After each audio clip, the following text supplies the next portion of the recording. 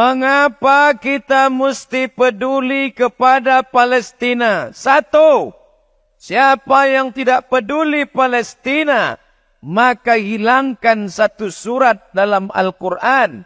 Surat di juz yang ke-15, yaitu surat Bani Israel atau Al-Isra.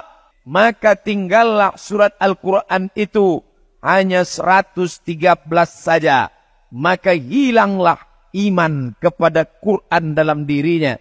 Yang kedua, mengapa kita peduli masalah Palestina?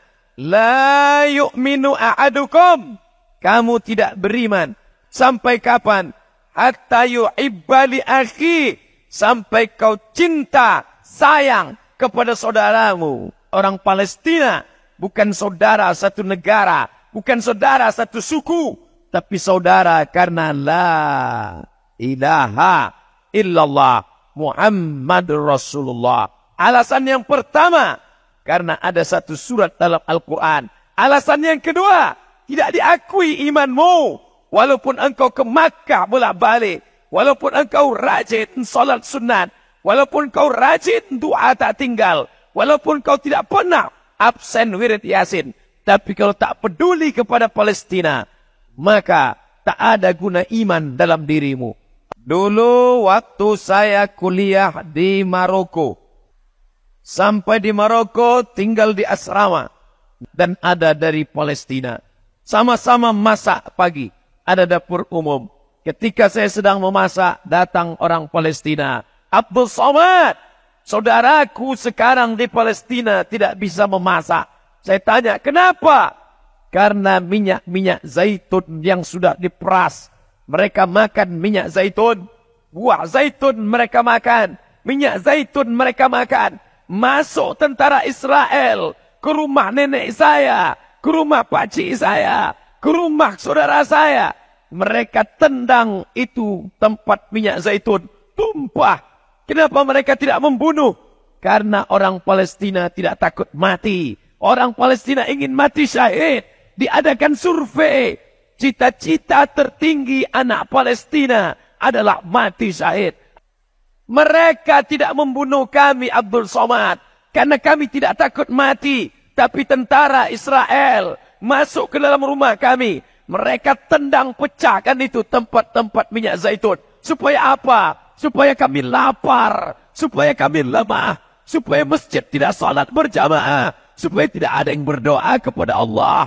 Itu yang mereka lakukan. Penjara terbesar di dunia bukan di Guantanamo, Amerika.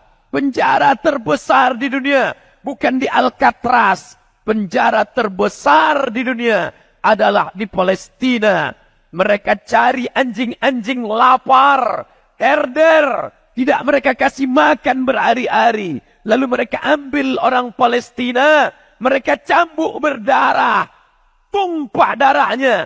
Berbau amis. Mereka sobek kulitnya. Supaya anjing-anjing itu mencium bau darah. Supaya menerkam, mencabi-cabi orang Palestina. Tidak diliput oleh TV nasional. Tidak ditampilkan TV internasional. Kenapa? Karena kantor berita internasional bernama Reuters. Dan Reuters adalah punya Yahudi. Alhamdulillah, kantor berita kita masih menyuarakan Palestina. Koran-koran yang memberitakan Palestina, mudah-mudahan mereka dapat pahala syahid, insyaAllah. Kalian liput 6 tabligh akbar ini, mati kalian. Kalian akan melihat buku catatan. Pernah jihad untuk Palestina? Pernah kalian jihad? Tidak. Pernah kalian ke Palestina? Tidak. Pernah kalian naik pesawat? Belum.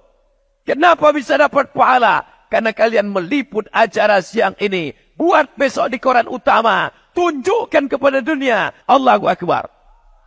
Berjuang engkau dengan HP-mu. Berjuang engkau dengan kameramu. Berjuang engkau dengan duitmu.